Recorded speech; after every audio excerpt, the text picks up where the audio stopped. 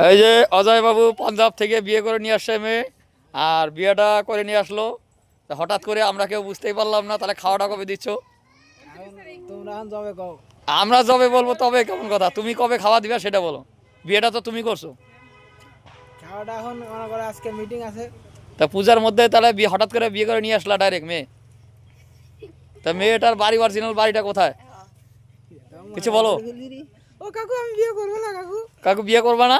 ও কাকু আমি বিয়ে করবো না। কেন? তুমি তো বিয়ে করে নিয়ে আসছো। মার্ডার করে ফেলুন ভাই।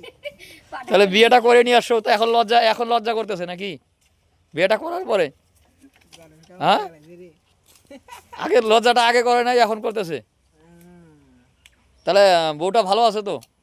না ভালো নাই। ভালো নাই? না। তাহলে তাড়াতাড়ি খাওয়া দাওয়া পাবলিকের দিয়ে দাও, তাহলে মনটা ভালো হয়ে যাবে। লোক দেখতেছে না তো বাড়িতে, তাই যে দেখা করে আসেন একটু। যাবো পরে একবারে। একবারে দুইবারে যাওয়া লাগে। না, এখন যাওয়া যাবে না, তুমি নাই, এখন যাওয়া যাবে না। আমি যাই একটু ঘুরে আনবে আর। আচ্ছা নিয়ে আসো তাহলে। তাহলে খাওয়া খাওয়া দাওয়া হবে, এনজয় হবে। তাহলে বৌভাত হবে না কি হবে? কি হবে কিছু বলো। তাহলে খাওয়া দাওয়া কবে হবে? বলেন খাওয়া দাওয়া আপনারা কবে খাবেন?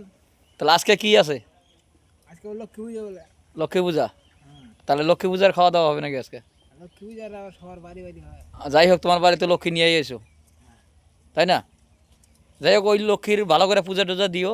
হেই, যেই লক্ষ্মী নিয়ে আইসো, হাসকারি করো না, লক্ষ্মীটা ভালো করে পূজা টুজা দিও।